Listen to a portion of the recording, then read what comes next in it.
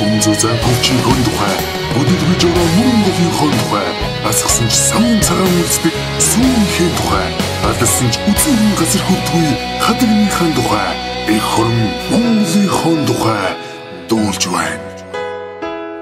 Агаар тэнгэрмээ цэнхрээрээ байгаасаа удам тал минь ногоонороо байгаасаа уулнороод мэн хөхөөрөө байгаасаа ус мөрөн минь урсгалтай байгаасаа. Бид хоёр одоо яг ингээд ер нь ямар холбоотой хүмүүс юм бэ гэд бодоод үзэхээр их олон холбоо байд.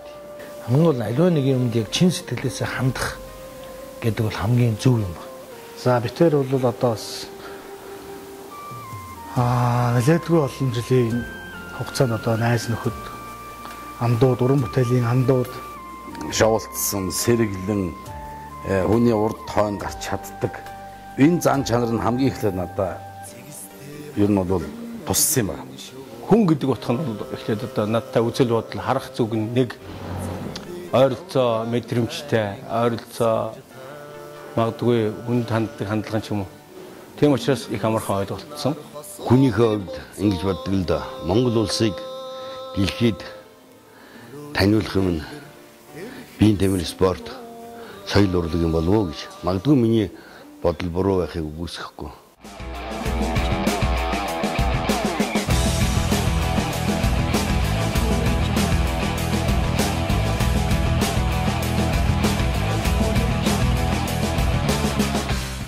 Хүний ертөнцид хүн бол төрсөн хүнээрээ байх л сайхан.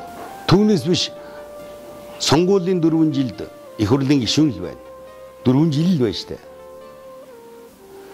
За нэгэн худлаа ярьж чаддаг 8 жил 12 жил болчиход байна л да. Тэгвэл эцсийн бүлэгт хүн хүнээрээ байж байгаа л тэнгэр талдаг. Миний ойлголтоор бол дуучин байсан ч зүгээр одоо энгийн Батэрдэн байсан ч гэсэн нэг л хүн байх хэрэгтэй гэдэг нэг юм л ойлголт байдаг. Батэрдэн бол яг өнөөгийн энэ цаг үед миний хувьд бол асар их одоо миний итгэлийг дааж тэгж явж чаддаг миний хамгийн ойр дотны зөвлөх Хамгийн гол нь хинтээч, хаанч, юуч ярьж тохирч чаддаг, хэлцэд хүч чаддаг. Энэгээр тэр уран бүтээл нь бол явж идэг. Зөвхөн өөрийнхөө төлөө биш, өрөөлийн төлөө бас юм зохион байгуулж чаддаг. Энэ чадвар надад бас ихэж хүрсэн болов гэж боддгийг. За би Батэрдэн дуулах гэж байгаа дууны шүлгийг нь бичдэг. Ийм одоо уран Батэрдэн дуулдаг ийм холбоо эхэлж явж байгаад дараачаар нь бол Батэрдэн миний бичсэн шүлгэнд өөрөө аялгауг нь хийж дууг зохиол бусдад өгдөг ийм бас нэг холбоо ус. Хүнийг амьд ахуйд нь магтдаггүй, хүнд урам өгдөггүй. Бурхан болчхоор нь тэр сайхан илгээр тэр тэнгэртэй харилцаа хойно. Энэ маань одоо ч юм сайхан хүн байсан шүү. Шиг юм яриад идэгээ. Энэ бол надад магтаал биш доромжил юм шиг санагддаг. Батэрдэн нэг зарим хүмүүс ингээд тийм ээ бас нэг сонин ойлголт бас байгаад юм. Одоо тэр тэгээд ахт энэ ингээд энэ ч гэх шигтэй. Тэр авахт энэ автсан байна ч гэх шиг. Тэр баржигнаач ч гэх шигтэй. Эцэст бол сэтгэл өвөл баржигсан ч яадаг. Хүнд шүүмжлүүлсэн хүн бол үргэлжийн хожиж явдаг. Монгол ард юм зүүрэг байдаг шүү дээ. Идүүлсэн довногоорч эцэн ирүү ухаарна гэж. Шүүмжилжил байдаг, муу хилжил байдаг, их оронгүй, их оронтой гадны дотны тэр доромжил ухаантай хүнийг хурцлж ухаантай хүнд юм сургаж л байдаг. Амаг заавал одоо дээгүүр цээлхэн хоолгоор донгоцснороо сайн дуучин байдаг ч юм биш. Ер нь бол эхний үед хэцүү байсан л да. Яг үндэ бол ингээл янз бүр бичгдээл ингээл одоо баг улгаач хүртэл юм шиг л ингээл бичээл ингээл яхаар зэрэгэл тэр болгоны маань ээж маань уншиж бол хэцүү байдаг гэж ойлгож ирсэн. Тэгээ одоо бол бас харьцангуй энэ сэтгүүл зүй их эрүүлж иж их зөв төлөвшөж байгаа юм байна гэж би ойлгодог ш. Магадгүй сүултээ бол ингээд тоохоо болдог юм байлээ. Янз бүрийн юмнууд сонсогдож л байдаг юм да. Одоо угаасаа хүн чинь тэгэл улам алдартай нэр хүнтэй болох тусам тэгээд тэрийг дагаад бас саар янз бүрийн юмнууд дагалдаж явдаг л байх. Гэхдээ би бол тэрэнд итгэдэг л итгэдэггүй. Яг л дуучин маань нэгэн тэнэгэн дуучин юм чинь дуугийн сонсоод их сайхан уран бүтээл туурваад арт түмэндээ хүрээ явж байгаа болохоор тэр бол нэг сонсогчийн хувьд дуу сонирхдаг хүний хувьд бол нэг тийм юу биш. Надад бол дуулж байгаа дуун сайхан. Тэгээ мэдээж бас одоо янз бүрийн бүр их онцгой юм бол нэг тэгж нэр холбогдоогүй гэж бодож байна. Одоо Сэлэрсийн хоолойтой чихнүүд гачийн би сонсч байсан. Гэхдээ яг үүндээ би бол вообще Сэлэрсээс доогуур хоолойтой юм шүү дээ. Би бол архирчл байдаг. Гэхдээ гол нь сэтгэл чинь архирж явах хэрэгтэй. Хүний гадаад төрөх байдал хүнийг илэрхийлдэг шүү дээ. Тэр хүүхдийн жижигхэн, тэр хүүхдийн түргэн алхаавал эцсийн бүлэг тэр хүний илэрхийлэл. Тэр хүн хүнд муу юм хийж явдаггүй. Нойр хоолой хасаад олон залуу уран бүтээлчдийг дагуулж байна. Тэдэнд урлагийн менежментийг зааж өгч байна. Өөрийн гэсэн тодорхой байр суурьтай, бодолтой урлагийн менежмент гэдгийг одоо бас шинээр тавьж Монголд бол урлагийн менежмент явж байсан. Гэхдээ уламжлал дээр шинжилгээг хангасан ийм зүйлийг гаргаж тавихын тулд ажиллаж байна. Бат Эрдэнэ хувьд бол ер нь бол бас тийм юм шүү. Их эмх цэгцтэй. Энэ надад ихлээд байна. Тэгээд ер нь энэ зохиолын дуу гэдэг юм чинь бас нэг дотор нь байгааны хувьд, найз нөхдийн хувьд, нэг ангийнхны хувьд гэдэг нэг сургуулийн хувьд бас нэг жоохон тийм эмх цэгцсэнд нь оруулж, бас нэг зохион байгуулалтанд оруулж, бас нэг холбоо байгуулсан гэж би сонсч байсан.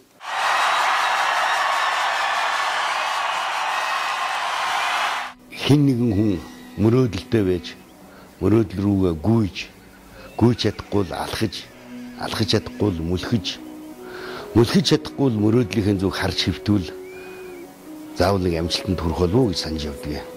Өөрийгөө биш, өрөөл бусдын төлөө бусдыг өдөрдөн зангидаж чадж, бусдын төлөө бас ажиллаж амьдарч байгаа залуу бүтээлч манай Бат Энэгээ би Бат Эрдэнэ гэж хэлж чадна. Тэнд ч намсраа нарын тоглолт зохион байгуулж, тэнд ч залуу хүүхдүүдийн концертыг зохион байгуулж, зохиолын дууч залуучуудыг нэгтгэх зохиолын дууны холбоо байгууллаа гэдэг энэ чинь цаанаа бодлого яваад байгаа юм шиг.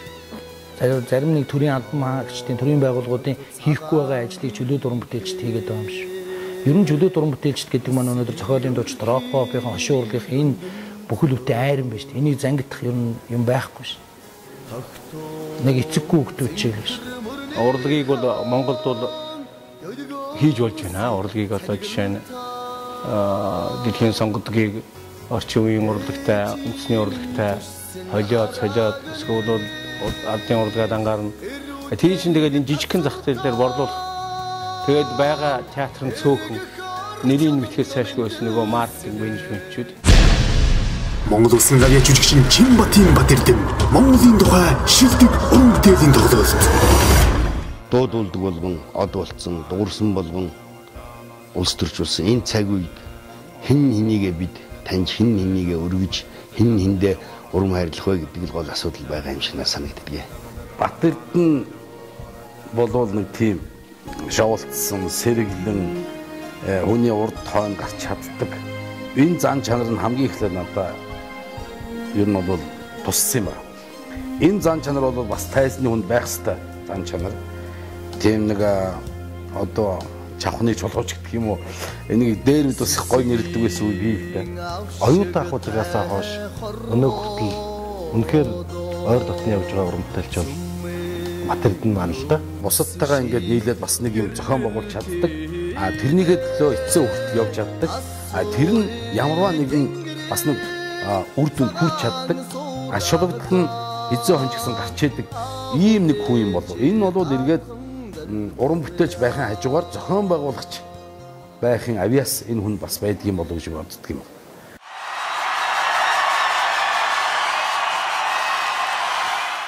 Яг урлагийг номоор нөгжүүлэх гэвэл ард нь бүхэл бүтэн нэг баг байх ёстой. Тэр баг вэжиж нөгөө яриад байгаа урлагийн менежмент, нөгөө маркетинг чинь үйл ажиллагаагаа явуулна шүү дээ. Энэ дээр бол одоо энэ дуулаачдын энэ дууны урлагт Монголын дууны урлагт Монголын нийтийн дуулаачдын уран бүтээлд Бат Эрдэнэ оруулсан хувь нэмрийг би их байдаг хаа гэж боддог. Өнөөдөр бол энийг одоо нэгэн судлаад бас амьдрал хэрэгжүүлээд өөрийнхөө тууж өнгөрүүлсэн тэр бас амаргүй замыг өөрийнхөө хойч үед үеийнхэндээ ойлгуулах юмсан, туслах юмсан, дэмжих юмсан ямар аргаар хурдан одоо бас өөрийнхөө уран бүтээлийг олон түмэнд хүргэж болох уу? Энэ талаар бол их юм хийдэг хүн одоо ч хийж байгаа. Монгол улсын гавьяат хүн гэдэг бол энэ төр төмний төлөө өөрийнхөө одоо сэтгэл оюун юу гэдэг бие махбод бүх зүйлээр зориулах хэрэгтэй гэдэг ийм ойлголтоор хараад тэгээ нэг зүйлийг харсан. Тэгэхээр надад энэ менежмент басар хэрэгтэй байна. Миний уран бүтээл, миний амьдрал, миний одоо ажил үйлс, миний бизнес бүх хэрэгтэй. Тэгвэл надад хэрэгтэй байгаа юм чинь миний одоо найз нөхөд, миний урлаг соёлынхан, миний одоо ойр тойронд байгаа Монгол түмэнд бүгдээрэнд нь энэ зүйл өнөөдөр дэлхийд хамгийн одоо гайхамшигтайгаар хэрэгжилж байгаа зүйл нь менежмент биш. Тэгэхээр энийг ерөөс энэ удирдлагын энэ одоо менежмент гэдэг зүйл болвол одоо хүн болгонд хэрэгтэй болчихно. Энэ яг мэрэгжлийн шатанд орох хэрэгтэй юм байна. Тэгжээж бид нар энийг маш сайн суйрлуулж бид нар дэлхийдээ өрсөлдөнө гэдэг юм ярина. Тухайн үед бид нар бол машинтай болохын бүх хобби. Тэгэхэд машинтай болчихсон байж машин 3 клип хийлгэхийн төлөө студид машина өгөөд тэгээд явган болоод 3 клиптэй хоцордог уран бүтээлчээр нь хэд байсан юм. Батэрд нь ингэж анх уран бүтээлд орж ирсэн. Хүн овжин байхад одоо орсууд хэлдгийг шүүстрийгээд тийм байж ажил хэргийг бүтээдэг. Тэгэл надад ингээд үнэхээр хэрэгтэй байгаад би 2002 онд соёл урлагийн их сургуулийг төгсөөд 2006 онд соёл урлагийн их сургуулийн урлаг судлалын ухааны магистр цол хамгаалаад 2008 онд удирдлагын академид эцээд 2010 онд удирдлагын ухааны мастер болсон юм л. Тэгээд тэнд ингээд байж сураа байж байхдаа би олон зүйлийг ангийнхныгаа голцоо дандаа соёл урлагийн тал руу одоо тэр эссе бэлдэх тэндээс ингээ хараад үзэхээр зэрэг энэ соёл урлагийн салбарт асар их менежмент хэрэгтэй байна харагдаад байна. Маркетинг менежмент гэж бид нэр тогтоомгүй зүгээр тэр эхлээд нэр нь орж ирэл тэрийг байгууллагын өөрсөн дээр нэрээд би хүртэл одоо дөөрн театрын дараа багтаа маркетингийн албач байгуулж ирсэн юм байна. Тэгээд одоо яг маркетинг менежмент урлагийн хувьд соёл урлагийн чиглэлээр ямар юм байх юм бэ гэдгийг яг ном болгож чадаагүй байхгүй. Үнэхээр энэ Батэрдэн шиг цаг үед юм сурч амжихгүй дараа нь хойноос нь мөлхөөч одоо зүтгэж нэмэргүй болчдөг. Тэгэхээр энэ цаг үедээ хэрэгтэй юм өөртөө болон урлагийн төлөө бий болгож эзэмшиж тэр номыг тэр олон эрдэнэтэй багш нарын уран ухааныг уралдуулж яг одоо Монголын яг өнөөдөр хэрэгтэй байсан юмыг гаргаж тавьсан шүү. Үнэхээр тэр үед одоо боловсролын шинжилгээ ухааны сайд байсан, Отгон баяр сайд бас дэмжсэн. Тэгээ хамгийн гол нь манерийн үйл ажиллагааг ойлгодог эсвэл ойр байдаг гэдгээр намайг бас редакторлаач гэсэн. Яагаад гэвэл тэр үед би соёл урлагийн бодлогын газрын дарга байсан учраас одоо яг л одоо бүр Улаанбаатарт бай гэхэд хөдөө 21 аймгийн театр чуулга номын сан музейд юу хэрэгтэй байгаа юм бэ гэдэг дээр л хэрэгтэй гэсэн гарын авлах шүү дээ. Тэгээ тэрийг одоо эхэлжид битсэн дээ.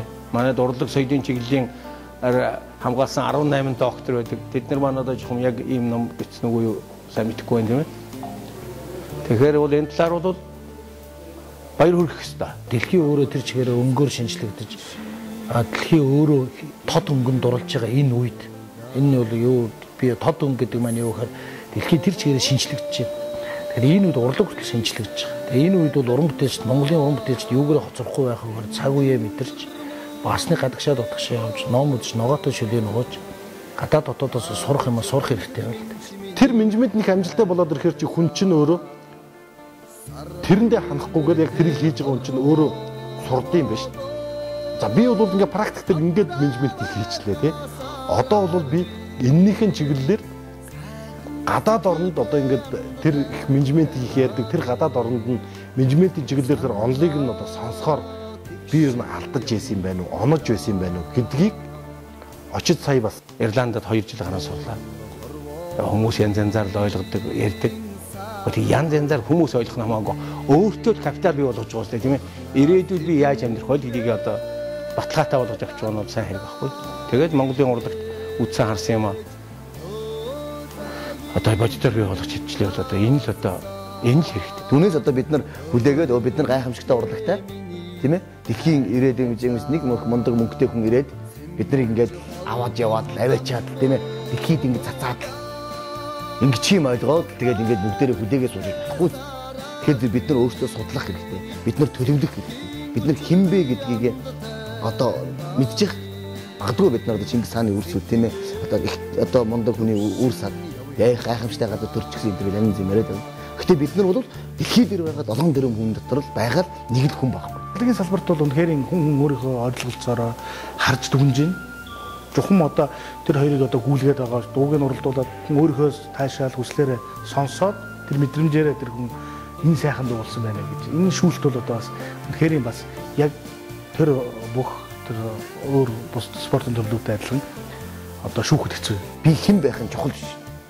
Хэн болох нь чухал гэж ойлгоод байгаа. Тэр зэрэг бид нар энийг бүгдийн сайхан багцлаад судлаад өөрсдөө бид хүний хийгээд байгаа яах хийж чадахгүй. Бид нар сайхан төлөвлөөд өнөөдөр бид нар хэн байгаа юм? Хэн болох ёстой гэдгээ төлөвлөөд тэр лөө очих хэрэгтэй биш.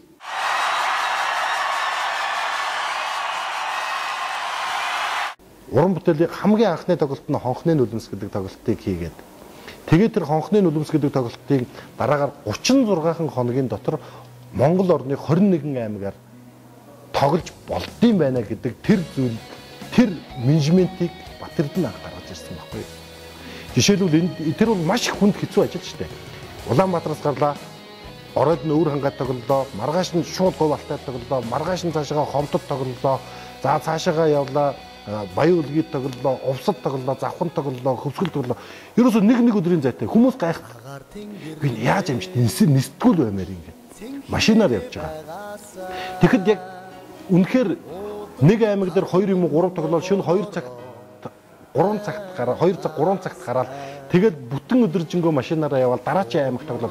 Энэ үнэхээр их асар хурдтай тим тоглолтын менежментийг ингэж хийж нэг тоглолтыг ингэж ажилласан. Үнэхээр Монголын одоо ингээд дуучдын одоо хэрэгжилж байгаа олон уран бүтээлийн менежментийн асуудлуудыг анхдагч. Би энийг яг миний тооцоолж байгаагаар Монголыг яг тим уран бүтээлийн тоглолтоор 7 тойрсон гэж би бодъё. Тэгээ би дүүгээ Ирланд руу бас сургууль соёл явлаа. Мэдлэг боловсруулаа дээшлүүлэхээр явлаа гэдэг бол надад бас голтчтой олыг алсыг харсан болов гэж бодож байлаа. Тэгэхээр иймэрхүү бас нэг эрэлхийлсэн, өөрсдөө хөгжүүлсэн бас уран бүтээлч хүний хувьд дараагийн 2 3 дахь алхмаа хийж дараагийн бас нэг хийх гэж байгаа ажлаа эртнээс төлөвлөж өөрийгөө боловсруулж байгаа ийм уран бүтээлчд бол залуучууд бол үнэхээр хаврын яргуу шиг гарч ирж байгаа бол миний хувьд бол баяртай. Монголын урлаг хайчих гээд байгаа хэн болох гээд байгаа. Эсвэл үндснийхээ соёлыг хадгалсан ийм уламжлал дээр тулгуурсан гайхамшигтай урлагийг бид нар бүтээх гээд байгаа юм уу? Эсвэл бид нар дэлхийн сонгодог урлагийг Монголд авчирч тарих гээд байгаа юм. Суурлуулах гээд байгаа юм. Өөрийнхөө урлагийн үүсгийг тэрийг тавьчих тарих гэдэг. Эсвэл дээлээ өмсөд бүгдээрээ давхих гээд байгаа юм уу? Эсвэл дэлхийн нийтийн хүмүүстэй хөлөөний ирж алхах гээд байгаа юм. Ийм л ойлголт. Тэгэхээр энийг тодорхой болгож өгөх хэрэгтэй. Энэний тулд менежмент гэдэг зүйлийг яриад байгаа. Ядажээ Батэрдэн гавьяат гэдэг хүн 4 удаа төрүүлсэн дархан авраг байх юм да гэж би дотроо бодож өгдөг. Би бодохдоо энийг одоо яг жинхэнэ энэ онлон Монголын нөхцөл дээр хэрэгжүүлэх тэр одоо хэрэгжүүлэх гэдэг нь дотроос ингээд буцлаад ингээд байж байгаа хөтөл гэж боддог. Ийм хүмүүс юмыг хийх хэрэгтэй байх гэж боддог. Өөр тэр бүтээдэг усууд нь байна Монголд. Урлагийг бүтээж байна.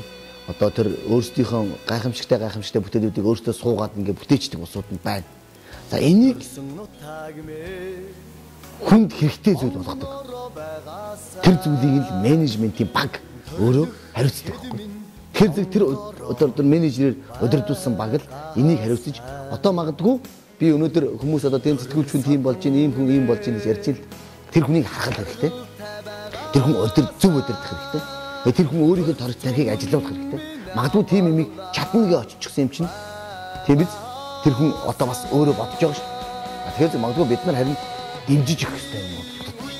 Гэтэл ярихгүй хийгээд байгаа хүний нэг жишээ Батэрдэн л дээ. Миний хамгийн анхны одоо оролцсон бүтээл тэгээд дуучин Батэрдэнээрээ бол Монгол улсын урлагийн гавьяат зөвтгөлтөн тогтхын сэрот аялгауг нь харуулж ингээд хийсэн. Энэ бол бас Монголын ард түмэнд хүсэл сэтгэл таашаал дийдсэн сайхан уран бүтээл болж одоо бүтээлийн одоо анхны зам гараа эхэлж энэгээр одоо би хөглөгдөж бас уран бүтээл цаашдаа одоо яруу найраг бичихийн хүсэл сонирхол төрсөө.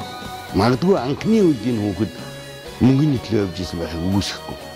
Хэрвээ мөнгөний төлөө явж исэн хүн бол 3 хүн Филиппинд унж явсан машина өгнө гэж байхгүй. Ялангуяа ийм сэргэлэн залуу. Тэгэхээр энэ хүн нэг юмд хүрэх гэсэн чармаалтай, эрүүлзэлтэй ийм залуу гэж би бодож байна. Болж байгаа юм ярьдгүй шүү дээ. Болохгүй байгаа хүмүүс л гадуур юм ярьж явдаг ч би бод. Өөрийнх нь амьдрал болохгүй байгаа юм ярьж, өөрийнх нь бүтээл болохгүй байгаа хүмүүс л юм ярьж байгаа. Өөрийнх нь бизнес болохгүй байгаа хүн бусдад бас атаарах гэж болж байгаа юм бол уртгаа хийгээл явж байна. Бусдын мөрөн дээр зогсож бол юмд хүрнэ гэдэг бол энэ айгүй муухай холоос харагдсан ч их муухай дүрслэл л дээ. Монгол Улсын радио жүжигчин Чинбатын Батэрдэн Монголын тухай шилдэг уран бүтээлийн тоглолт. Уран бүтээлч гэдэг нэрийг бол хүн зүгээр нэг санаан зоргороо олоод авдаг тийм зүйл биш гэж боддیں۔ Тэгэхээр ер нь бол уран бүтээлийг хийнэ гэдэг бол их хүнд хэцүү ажил. Тэгэхээр хүн бүхэн өөрийнхөө дотоод ертөнцийг нээж тэгээд уран сайхны сэтгэлгээтэй урлагийг бүтээнэ гэдэг бол хэцүү зүйл гэж боддیں юм л да. Өнгөрсөн хугацаанд энэ нэг зохиолын дуучид рок попын хооронд жоохон улаан давуу бичсэн, улаан давуу хаягдсан ч юм уу тиймэрхүү ордлогууд бас нэлээд гарч ирснийг би санаж байна. Одоо та нар харж байна уу? Та нар одоо олхоогүй байснаас болоод энэ хэдэн хүүхдэд одоо зах зээлээ алдаад малтаад те та нар одоо үгээ хэлж одоо үсээ зулгаагач гэх шиг тийм ээ. Ийм хүм ярьж ирсэн үе би. Энийг бол одоо 5-6 жилийн өмнө те. Одоо бол эргээд харахад энийг бол бас нийттэй асуудал байсан. Мөнгө босгох гэдэг чинь өөрөө ахаал менежмент болдог байхгүй. Тийм биз? Мөнгийг яаж босгох вэ? Гэдэг асуудал ч бас нарийн ш. Чадахгүй хүнийг албан тушаал дээр нь аваачид тавьснараа нөгөө чадах юма хийгээд явж байсан хүнийг нь хүнийх нь балуулчих. Тэр номыг бүтээхдээ тэгээ багш нартаа хэлсэн юм бэ. За бүгдээрээ нэг юм соёл урлагийн менежер зориулсан нэг юм цагаан толгой бэлтгэе. Тийм биз? Энийг А үсэг гэдэг юм аа. Энийг Б үсэг гэдэг. Энэ хоёр нийлэхээр одоо тийм өнгө болдго юм аа. Ийм цагаан толгой бэлтээ. Тэр зэргийн соёл урлагийн менежер зориулсан өдөртгийн лавлах гэдэг номыг гаргая. Энэ цаашдаа үргэлжлээд 17 ном гарах хэрэгтэй. Тэгээ энэ анхны ном бол ерөөсөө энэ ширээний ном байна. Өдөрдөгч юу гэдгийг Монгол Улсын соёл урлагийн сайд Монгол Улсын соёл урлагийн сайд тэр одоо Говьтай аймгийн Цээл суманд байгаа соёлын төвийн эрхлэгч хоёрын менежментийн тухай ойлголт нь яг л нэг хэлээр ярьдаг. Нэг хэлээр ойлголцдог. Дээрээсээ дороо хүртэл нэг хэлээр ойлголцдог ярьдаг байхыг одоо болгохын тулд л ойлголтын нэг чиглэл болгохын тулд би тэр нэг бүтээсэн. Бараг үүсээ 50 жил болцсон Монголын рок попыг тийм ээ. Зүгээр дуртай нэг гарчаад нураадаг ч юм биш, эзлээд эдэгч орон зай биш тийм ээ. Энэ бол тэтгэл байж энэ хитэн шинэ гарч иж байгаа залуу хүмүүсийг би дуулаачдын холбооны ерөнхийлөгчөөр дэмжиж байна. Дуучин Батэрдний хувьд бол би уран бүтээлч байх тийм цаанаас тийм одонд төрсөн хүн юм уу гэж ингэж бодлоо. Сайхан дуучин байж болно. Тэр сайн үтэрдэгч байх тэр юмыг нээх. Тэгэхээр үнэхээр хүний суралцсан зүйл уран бүтээлч сэтгэлгээ уран бүтээлч болж төлөвшсөн тэр байдлаар бол хүмүүсийн ур чадвараараа хүмүүсийн анхаарлыг хайр хүндэтгэлийг үнэхээр шууд ингээд татаж байгаа тийм зүйл харагдаж байна. Тэгэхээр бол энэ уран бүтээлийн замд уран бүтээлч байна гэдэг бол үнэхээр чухал. Уран бүтээлч гэж зөвшөөрөгдөх бол бас их хүнд хэцүү юм зүйл юм а гэж ингэж би бодлоо. Тэг манайхан хүний алдааг алд дэлэн болгож яриад ажлын амжилтыг сонсоочгүй дуулаач юм шиг яваад байна. Энэ л Монгол түмний алдаа. Ийм байж яаж Монгол түмэн өөрсдөө дэлхийд таниулах юм бэ? За яг хөө тэр хүн зоддог улсууд тэр дөрвөлж олсон дотор ороод нам зохиод унахчих гэж бодъё. Өнөөдөр нор банддгаа шиг өнөөдөр хайдугаа шиг дэлхийн олон фестивальд очиод дуулсан хүн байгаа. Зарим нэгэн уран бүтээлчд нь магтах нь гэдгийг шүүмжилмээрч байдаг. Ямар ч байсан дуу дуулаа явж байгаа байхгүй юу? Ямар хутга хармалаа явж байгаа ш тийм ээ. Энэ утгаараа нэгдүгээр, хоёрдугаар зохиолын дуу гэдэг чинь өөрөө гэсэн бас нэг орон зайтай, өөрийн гэсэн үзэгчтэй, сонсогчтой ш тийм. Энийг хүлээн зөвшөөрөхгүйгээр бид нар Монголын урлаг, соёл, дуу хөгжмийн тухай бас яриад юм байна. Тэгэхээр дээрээсээ бүх юм туйлшрах юм байхгүй. Би өөрөө хотын хөвгт би тэгтээ хотын соёл моёл гэж тэр болгоно яриад байхыг хүсдэггүй. тэртээ тэргүй би өөрөө байгаагаараа хотын соёл, хотын хөгжим, тийм ээ. Тэр мөхтөр бол хөгжмийг хөдөө хотоор нь ялгаад ч юм уу, эсвэл бол зохиолын дуу, рокоор нь ялгаад авах юм байна. Ерөөсөө сайн уран бүтээл, муу уран бүтээл, сайн дуучин, тааруухан дуучин гэдгээр л одоо яах. Өөр юм байна. Өөртөө анханасаа нүүдлийн соёл иргэншилтэй байсан болоо тэр юм уу сэтгэл санааны хувь сэтгэл зүйн хувьд бас тийм нүүдлийн иргэншилтэй юм шиг надад санагддээ. Дандаа би руугаа нүүж явдаг. Би руугаа өнөөдөр нэг хүнтэй очиж уулзсан, маргааш нь тэр өөр нэг хүнтэй очиж уулзч байдаг. Ийм нүүдлийн ийм тийм сэтгэл зүйтэй юм болоо гэж боддог. Нэг газараа удаан байх дурггүй, нэг хүнийг удаан харах дурггүй, нэг хүнийг удаан шүтэх дурггүй. Дорхноо нэг хүнээс уйддаг, дорхноо нэг уран бүтээлчийг сайн хэлжсэн гинт муу хэлдэг ч юм. Иймэрхүү юмнууд бол байдаг л.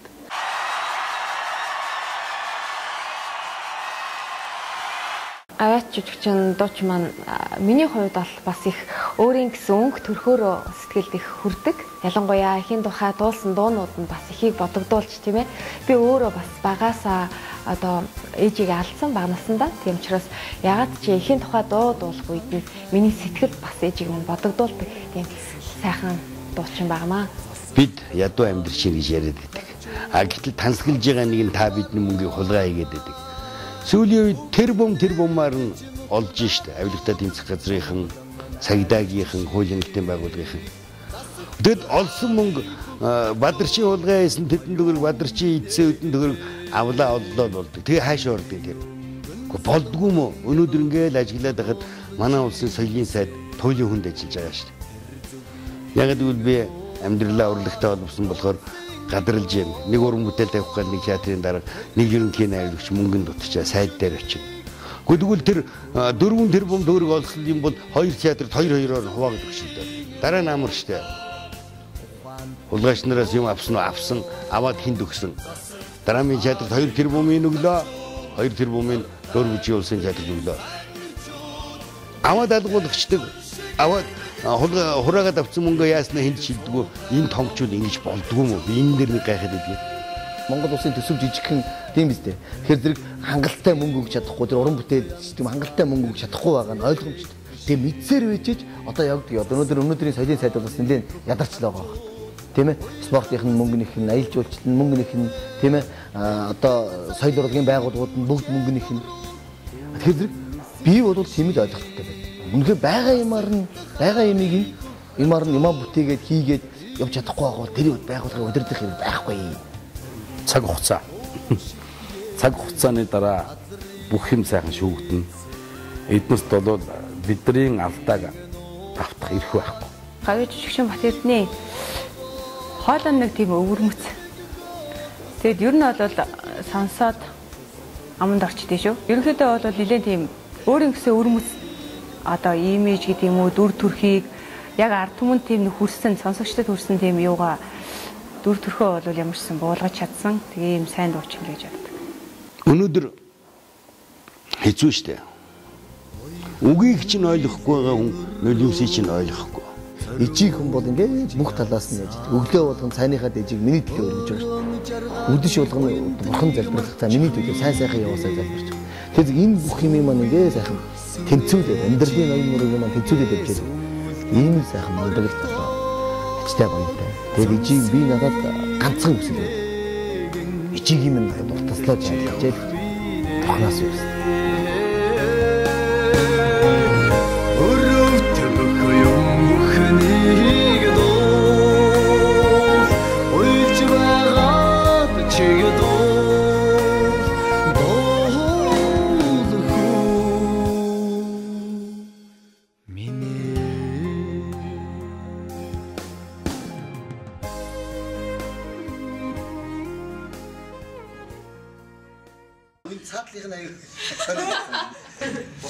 Хөөш тэр Facebook яах вэ? Манайха.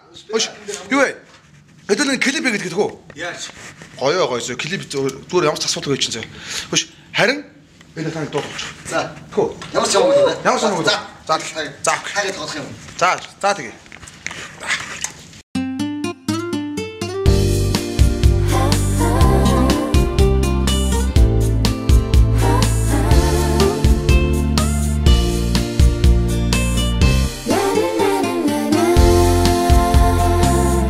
나는 나는 나 나는 나 나는 나는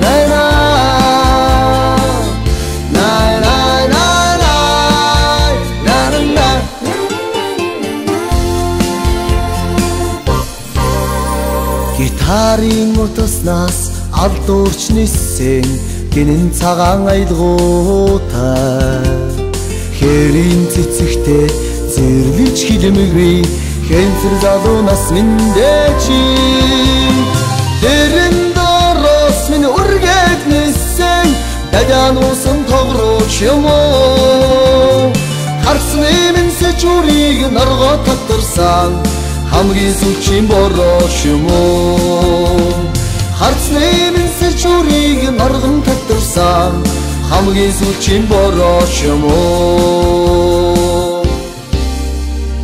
цэжний цаанаас цахилж урсан нэмгэн цэнхэр гонигтай охтын зүрхийг нууцхан гжигдсэн амгалан залуунаас минь дэчи дэрэн дороос минь үргээд нисэн дадян усан тогрооч юм уу харцны минь сэжүрийг наргоо татарсан хамгийн сүлжийн борооч юм уу харцны минь сэжүрийг нарган татарсан хамгийн сүлжийн борооч юм уу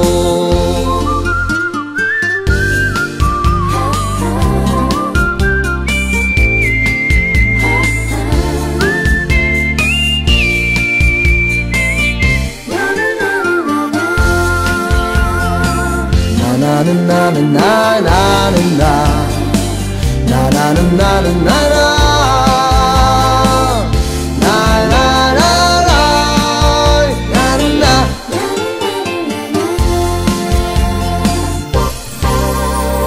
харин дарсан хадууцч хонсон хангад шаргалууд шүүдтэй бодлын саранд мөрөдлөн асгасан бурхан залуунаас минь дэчи дэрэн дороос минь үргээд нисэн дадян усан тогрооч юм уу харсны минь сэжүрийг наргоо татарсан хамгийн сүлжийн борооч юм уу дэрэн дороос минь үргээд нисэн дадян усан тогрооч юм уу харсны минь сэжүрийг нарган татарсан хамгийн сүлжийн борооч юм уу хамгийн сүлжийн бороо хамгийн сүлжийн бороо хамгийн сүлжийн борооч юм уу